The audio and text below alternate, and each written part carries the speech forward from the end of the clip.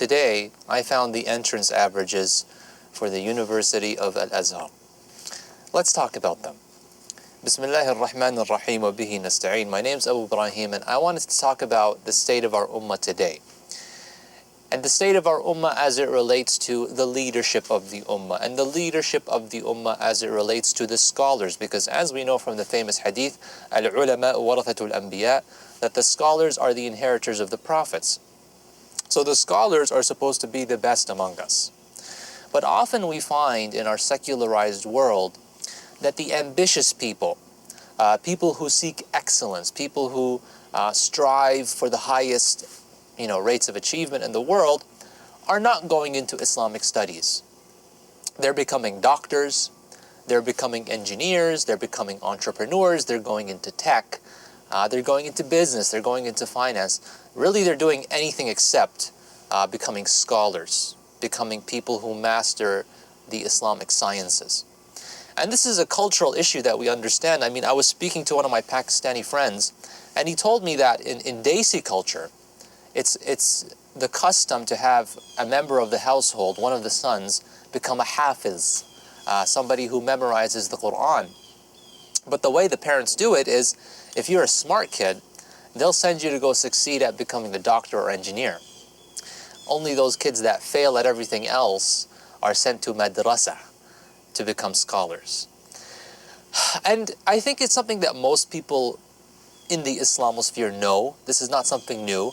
But when you really put your finger on it, you start to understand, like, yeah, I mean, when the Muslimin are being butchered in Gaza and we don't see the Islamic leadership that we need, it's not a surprise. It's not a surprise anymore.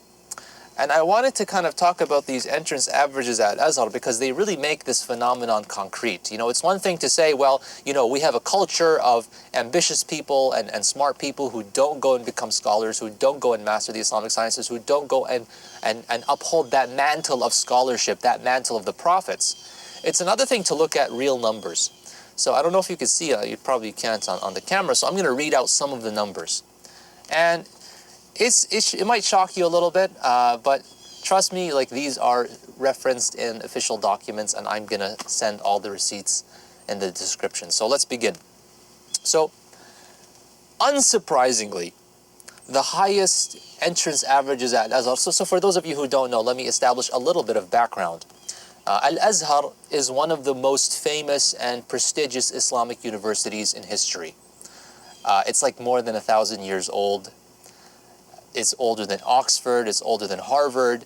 Classically, it trained Islamic scholars, but more recently, it teaches everything, just like a normal university does. Today, it's a shadow of its former self, as we're about to discover, but even still, comparatively speaking to other Islamic universities, Al-Azhar is still one of the most prestigious, even though that's not gonna say much. So let's get into the numbers without further ado. So unsurprisingly, the highest entrance averages are for medicine. So we have here like 95.08% for the Faculty of Medicine for boys and girls. We have here, what is this, 93.69% for the Faculty of Medicine in Aswayt. The 95 was for Cairo. We have 93.38% for dentistry. So, like these mid-high 90s for like dentistry, pharmacy, medicine. Below that, you have like the sciences. So a general science degree has an admission average of 79.38%, okay? A degree for, what is this, biology is 87.23%. A degree for agriculture is 73.54%, okay? And then you go all the way down the list, and I just found the Kulliyah of Sharia, the Academy of Sharia. So to get a Sharia degree, to get an Islamic studies degree, put your guess in the comments below, press pause, guess what is the percentage, the entrance average, or the minimum percentage required to get into Sharia at Al-Azhar. We just spoke about medicines in the 90s, the sciences are in the 70s and the 80s. Sharia is 56.03%. And I think that tells the whole story. Because, my friends, phys ed, physical education, like the people who go and train kids on how to like play soccer and stuff, is 56.67%. Half a percentage point higher are the people, your phys ed teacher. I mean, I can't get over this. Like, I read these obviously before I did the video, but to see phys ed have a higher entrance average than Sharia, which is literally at the bottom of the list. I mean, nothing is lower on the list that I have in front of me except for Lughat al-Arabiya, which, by the way, is like the second branch of the Islamic studies. It's like you study Sharia and you study the Arabic language. Like, those are the two bottom on the list. Arabic language is 53.97%. This is a comedic tragedy. I'm laughing, but it's really tragic. It's emblematic of an ummah that became secularized, where the role of scholars is no longer to think. The role of scholars is no longer thought leadership. The role of scholars, they're a priest class. These percentage points are on purpose. Do you think the governments want erudite scholars, scholars who are going to write singeing cultural critiques of the status quo, of secularism, of nationalism, who are going to be able to mobilize people on the basis of their thought? Or do they just want people who are going to parrot whatever the government wants them to parrot, to just give people that spiritual opium to keep them passive, docile, satisfied? MashaAllah, we have this alim, and this alim, who's allowed by the government to speak on TV and to give da'wah and to give durus, becomes a agent of legitimization for the government, right? They don't want you to be smart. They don't want you, if you're a smart person, they don't want you to become a scholar. There's an interesting parallel here with police in America. There are actually some police departments in the United States which refuse to give you a job if you score too high on an IQ test. They don't want high IQ cops because high IQ cops can question decisions, can start to think for their own, and things like that, right? So on the one hand, we do have a problem at the individual level, that the ambitious and smart people are not becoming scholars, right? And this is something, and if you read Islamic history and scholastic Islamic history, you see that the scholars were the smartest among society. Like, if you were a genius in your 12th grade algebra class, or whatever it is, like, you would have become a scholar. Scholarship, Islamic scholarship, was the outlet for the intellectuals in Islamic society in the past. And you read the stories of Bukhari and Nawawi, and these were clearly Einstein-level geniuses. High IQ people. High IQ people became scholars. In fact, if you even read the criteria of who should become a scholar, written by scholars of the past, the great scholars like Al-Mawardi, they write that intelligence is something that a person should have, right? Beyond humility and fairness and all the stuff that you would expect that a scholar should have, piety. One of them is intelligence. Allah created some people smart, and some people average, and some people not so smart.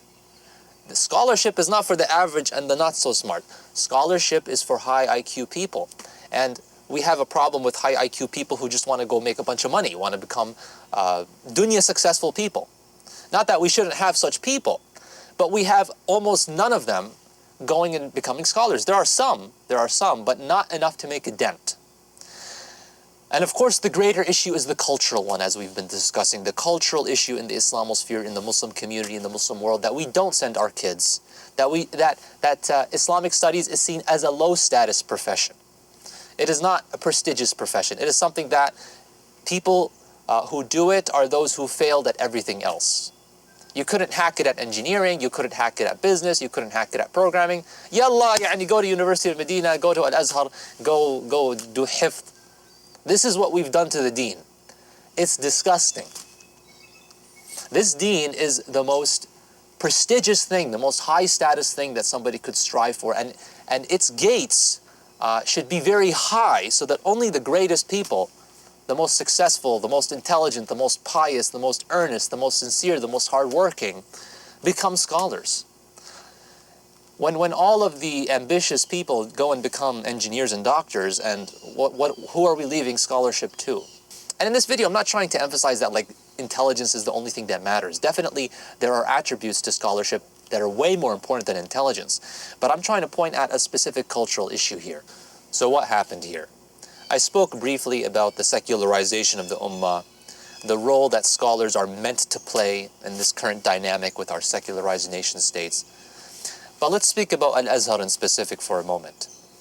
Those who know the history of Al-Azhar know that there was a period there in the 19th century when Al-Azhar was quote-unquote modernized. After Napoleon invaded Egypt and the damage that he did there, Muhammad Ali Pasha took over Egypt. He was a Pasha from the Ottomans. And he kind of, there's some really loud, there are some chipmunks having a fight. Or are they birds? They're very loud. It reminds me of sectarian conflict. Salafis, Ash'aris. So anyway, so what Muhammad Ali Pasha did when he took over Egypt is he was entranced by the West, their success. Because again, that contact with Napoleon showed the Muslim world just how far we had fallen behind technologically. This became a kind of inferiority complex towards the ideology of the West, Enlightenment values, liberalism, democracy. So he started sending imams to Paris, including Rifat al-Tahtawi. This guy who became known as the harbinger of the Egyptian Renaissance. This is what they called it. When he came back from France with the ideas of secularism and began reforming Egyptian institutions along the lines of French ones, and to kind of incorporate the sciences and make science the ultimate pursuit. Right? Because that's what the Enlightenment taught Europe, is like, you know, science and understanding the world rationally through our own scientific processes is the way to progress humanity. Definitely, you know, science is an important facet of understanding the world and making a difference. But as Muslims, we understand that Islam and our understanding of Islam and our application of it is the engine of progress. But this was lost. So when that happened, and as Al-Azhar was modernized, and we got to a point where Muhammad Abdu, who was a Freemason, a believer in the Enlightenment tradition, achieved the highest rank at Al-Azhar, right? So this university, which has a rich history and through which some of the best scholars in our history graduated through, became totally subverted. This is the reality. And what happened here at Al-Azhar is not dissimilar from what happened across the Muslim world. You can go talk about Sir Sayyid Ahmad Khan in India, you can talk about Mustafa Kemal in Turkey, and what happened to the institutions around the Muslim world to become more secularized, to become more along the Western system.